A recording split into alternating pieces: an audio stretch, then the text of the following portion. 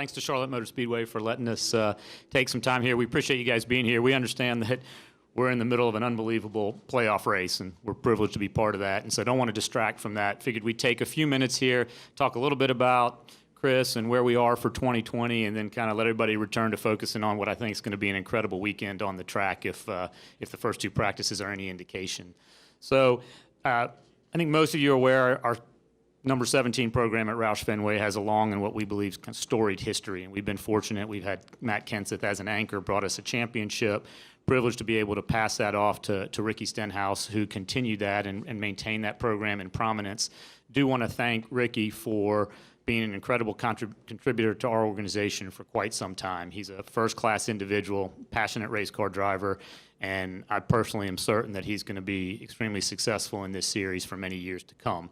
With that said, do want to focus on kind of what we've got going on for next year, and that's a homecoming of sorts for us, and that's bringing Chris back into the fold. I think, as some of you guys are aware, Chris started with us under a driver development agreement when I think you were 16 years old back in 2009, and he kind of was shepherded up through the program, went into ARCA, won the ARCA championship, I believe the only driver maybe in the history to finish every lap in that series. Progressed up to Xfinity, which was our program at the time. In his second year, he brought Jack his last NASCAR championship to date. I think led the points for the last 24 weeks of that season. And so we've been fortunate that he was then able to go on and get some experience with a couple other really solid organizations in this sport, and we had the opportunity to bring him back. So what our hope is, we can reunite Chris and Jack and see if we can recreate some magic for the 17 team next year. Chris, can you talk just a second about coming back, to the opportunity to come back to Roush Fenway and to drive the 17 for Jack? Yeah, I think for me it's going to be really excited. First of all, I mean, it's going to be like Steve said, a homecoming of sorts. Signed up 10 years ago to go into that driver development program with Jack and everybody at Roush Fenway Racing. And for me, that was a huge moment for myself. Really got going into stock car racing. Had 6 late model races before that in stock cars. Other than that, was basically fresh out of Legends cars. So that was a big moment. And then with everyone's help and David Reagan's help at the time, was able to go and win a bunch of races, win championship, and work my way up through the company and be able to be there for a long period of time. For this opportunity to come up now and be able to come back over. We ran the 17 number through our entire ARCA seasons, all but the last 4 races there, so that's kind of a neat deal. Was definitely a Kenseth fan growing up, and it was nice to be able to have him be somewhat of a mentor for a short period of time while I was over there. So that's really neat, and I think performance-wise, you've seen their organization really step up over the past couple of years now, as I've been able to get invaluable seat time at Front Row Motorsports and at JTG Doherty Racing. So, I think we've had some awesome seasons. I've learned a ton, and I'm ready to come back and try and pick up where their program is and try and help elevate it. Jack, what do you see in Chris as a driver that most excites you about putting him in the 17? Well, as usual, I'm not going to answer your question directly, but it's not often as in real life that you have a chance to redo a mistake. And I figured, as I've looked back at the 32 years I've been involved with stock car racing, the decisions I'd make that I wish I could have made over, and fortunately this is the one that I can make over. In 2015, he won the Xfinity Championship, or Nationwide Championship at the time.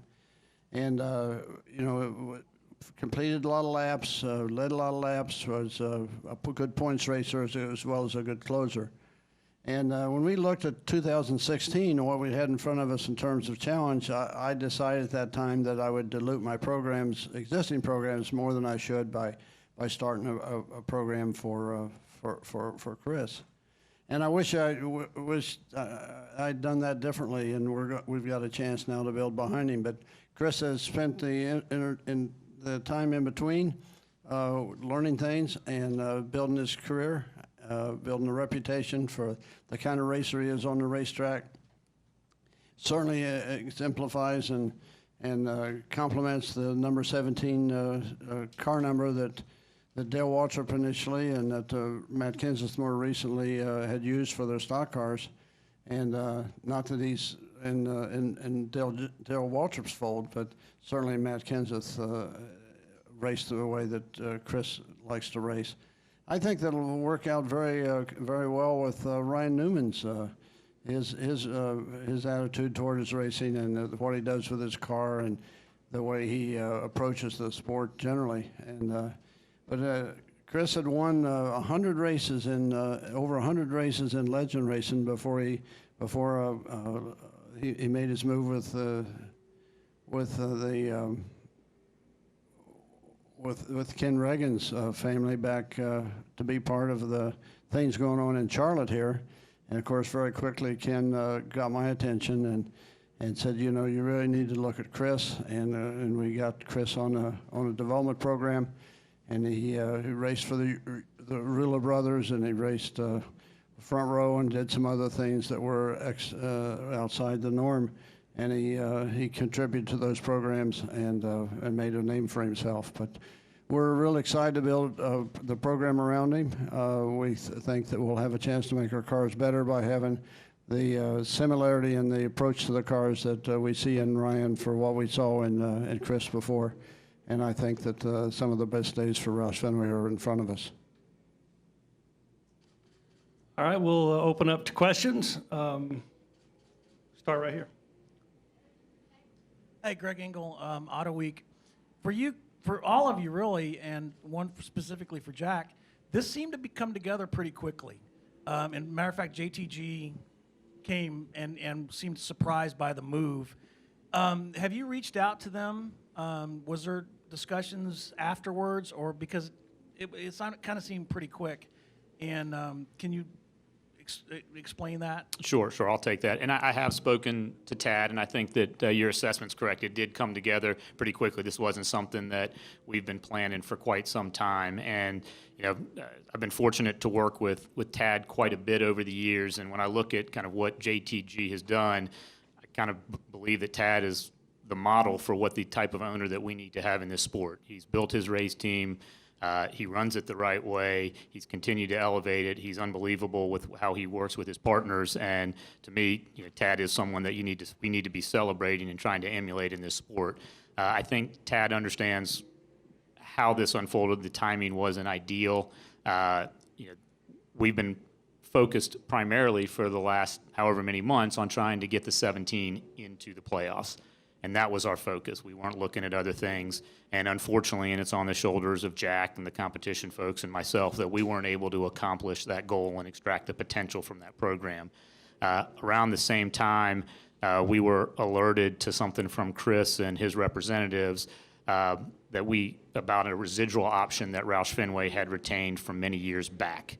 And so through some circumstances that arose between JTG and Chris, that option came about. And so that was kind of put back on our plate.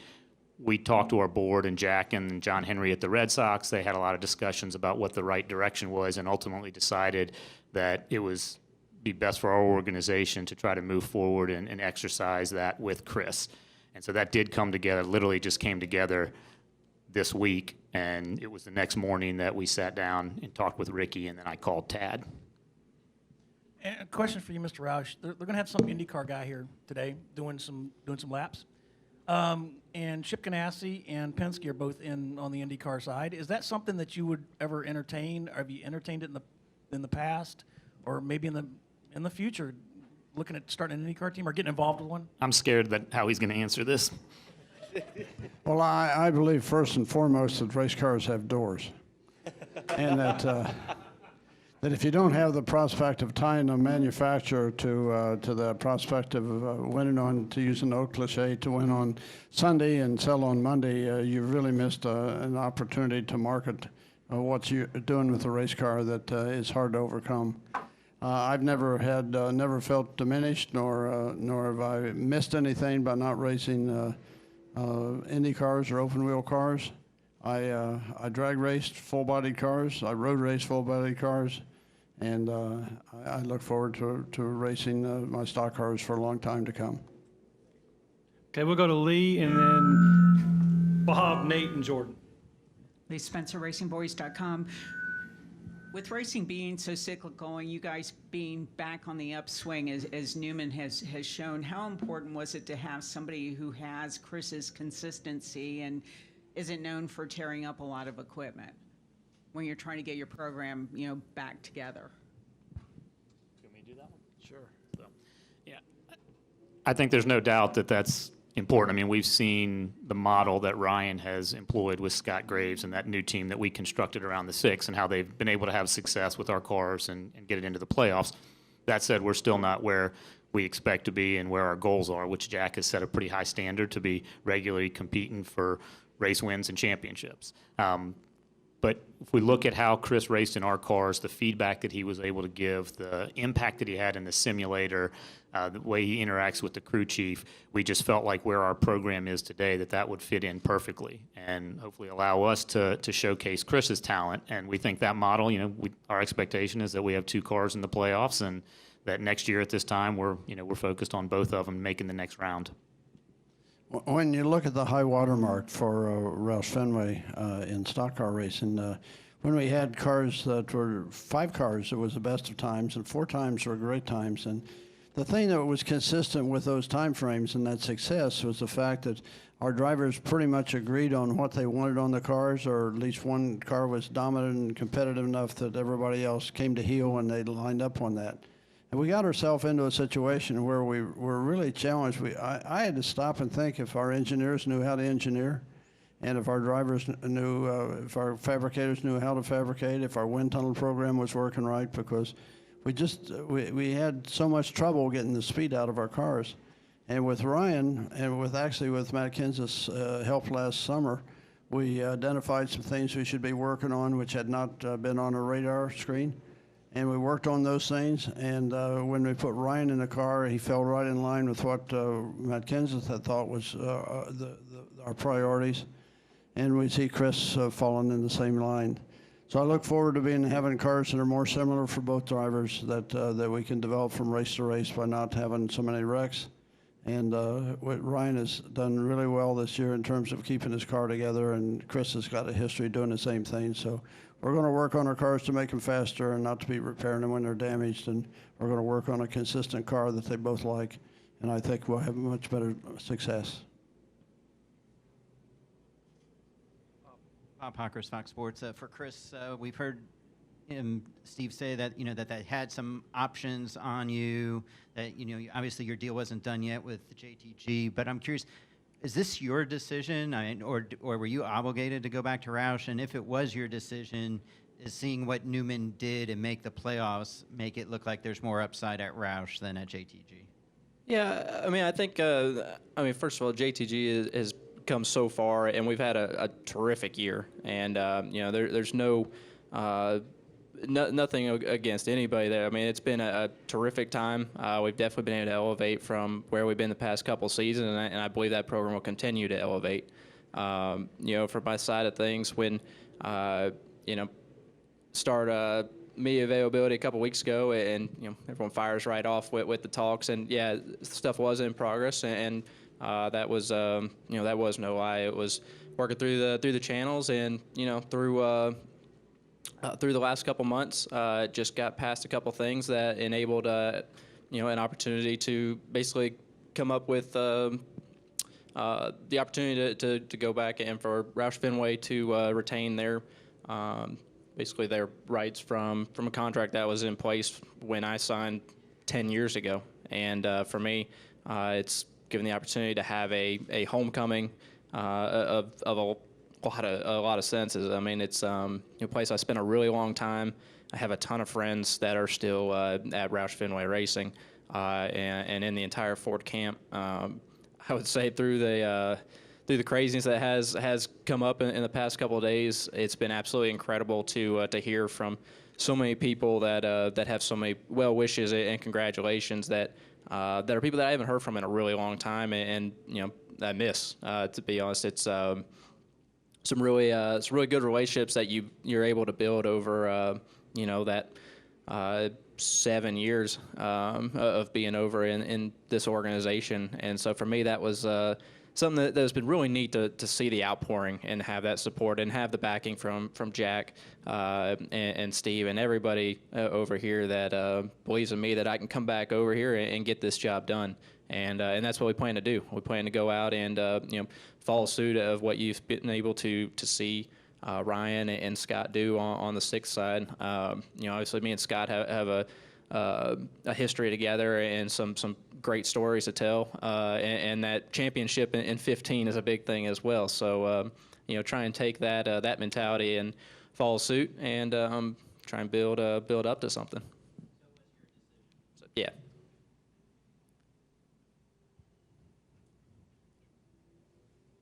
Am I next? Okay. Jordan, Oh, I thought I was next. Sorry. go ahead. You can be next. Okay. It's me, Kevin. Nate Ryan in the middle. I can't find you, so I feel like I'm talking to God or something, and Yeah. God always goes next. So It's the go last ahead, time I Nate. get referred to as a divine entity. I have one question for Jack or Chris, and then one question for Jack, one question for Steve or Chris. The first one about this clause or option or whatever you want to call it. When Chris was announced at Bristol in August of 2017, an extension with JTG, it was said then that his obligations were fulfilled to Roush. So just to clarify, was this wasn't like a right of first refusal? Was this some sort of clause where he had to tell you guys that he was available? Is that what it was? So I'm gonna try to dance on the line here because I always try not to get into the contract terms because I think that's generally between the driver and the teams. But the way the situation evolved is he had his contract with JTG, and that was his contract, and it was only if we didn't have a right of first refusal. It was only if certain circumstances came out where he was no longer under that arrangement with JTG that he essentially had to notify us and let us know his status. Okay, thanks. And for Jack, you said a mistake was made in letting Chris get away. Why was that mistake made? Well, because he'd won all those legend races, and he'd won the ARCA championship. He'd been the ARCA Rookie of the Year, or the year before he won the championship. He finished, was first driver in ARCA history to ever finish every lap of every race of a given season. So he had a lot of things that really spoke highly for his potential. Certainly of the Matt Kenseth that came through the program, of Carl Edwards that came through the program.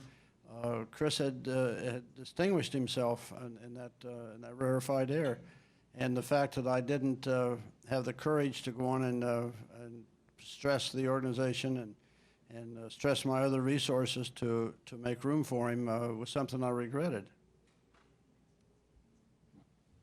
Jordan Bianchi, The Athletic. This is for Steve and Jack. Had that clause had Chris not been available to sign with a different team and been a free agent essentially, would Ricky Stenhouse Jr. still be with you guys? That's a really tough question. First of all, let me say about Ricky, that Ricky's time, his chapter of involvement with Roush Fenway will be remembered very fondly, and with all the things that Ricky did. He initiated some things with marketing on our sponsors that were first times. He was certainly a great representative. He brought the level of intensity that's required that very few drivers have, and he was true to himself in terms of reaching for his own race car for his things that he thought would be best for him. And that's a good fight, and we certainly respect that. We respect him, and we'll remember fondly and very positively the time they spent with us. But the fact is, over the last couple of years, that we weren't realizing the improvements that we need to, and I had to look at myself and the organization and says, are we just not doing what we need to do, or is it time for Ricky to step off and to seek a better combination, a better package for himself with another program that might have a different look at the engineering or the aero program or the kinematics or any of the other things that affect a car's ability to support a driver in the way he wants to drive the car. And it's hard to say if I would have made that change. Certainly I was thinking about what would be best for Ricky and what would be best for us, and it was on my mind.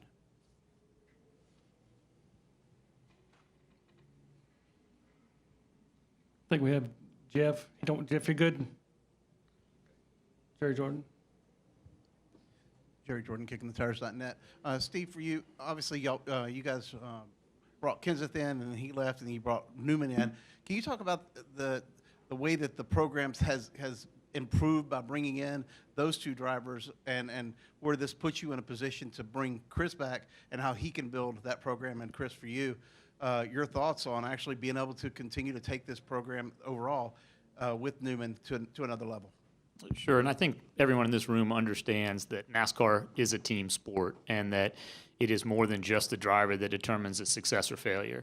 And so when we had to do a really honest look at ourselves in the last few years, we realized that we needed to step up our game at every aspect of racing. And so we've overhauled our aero program over the last few years, taken a different approach there, brought in new talent on that front. Our pit crews, I think we've seen them excel this year, and it's been the best performance that we've seen. And then we've also focused on the driver's side of making sure that we were able to bring in a couple senior veteran drivers who were able to really help us take all of those resources that we have and make sure we put it together in the right combination to extract the speed out of the car. And so I think that's what Matt did. I mean, I think Matt was open when he started with us that the cars were off, and he helped us kind of dial it in conjunction with all the other changes that were going on. And we saw him start to excel at the end. I mean, he won a stage in Indy, finished top 10 his last couple races, and then bringing in Ryan, he just continued that. But it was not just the driver piece. We brought in Scott Graves and brought back Scott Graves, who was as Chris mentioned, the championship crew chief driver. And you kind of put all that together, and it's like every other team out there is trying to figure out the right recipe. We hadn't hit on it. We feel like we're going in the right direction, and there's a lot of blue sky for both this year and next year. Yeah, I think there's just so many combinations of things that have to be put in place the correct way to be able to get the results, right? And so I think when you look at the organization, that definitely seen it starting to trend in the right direction over the past couple of years now, with help from drivers such as Ryan or Matt Kenseth, people that have a ton of laps in these big, heavy race cars that really have the experience. And for me, that's hard to compete with from that side of things. But I think I've been able to be around long enough and learn a lot. To be honest, driving different race cars has helped as well through the couple of years to be able to feel differences, try and find things that you like as a driver, things that you don't like, and things that may not necessarily drive good, but can equal speed and can definitely bring on better finishes. There's things along the way that you find that are able to help the program and finish better. And so, just with the different packages that we've had over the last couple of years, been able to drive a bunch of different packages that also just basically builds up your notebook and builds up what your knowledge level is of the cars and what you're looking for as everything adapts with it. And so I think just having that and having these several years in this series now to be able to lean on that gives me confidence that I can come over and be able to apply that and try and help add to the conversation. And then also just from being able to run consistently well and elevate our game and be able to close races out. Not tear up equipment. I've had to work on way too many wrecked race cars early in my career, and I learned that I don't like being up till 5 in the morning trying to fix stuff. So I try and take care of it best I can in a lot of situations, and I think that's something that has stayed with me through my career the entire time, even as I've been phased out of working on them and told that I'm not trusted to start turning wrenches anymore. Real quick, last question right here. Mike Solarte, Spectrum News. Chris, for you, you've heard the name Matt Kenseth thrown around a lot. Jack has said you're in that kind of mold. Is there any pressure to be that kind of guy, or can you just go out and be yourself and try to run fast and win races? Yeah, I mean, Jack Roush is sitting to my left. I mean, that's pressure enough right there. So, with those names and the drivers that have, been through the organization have had tremendous success.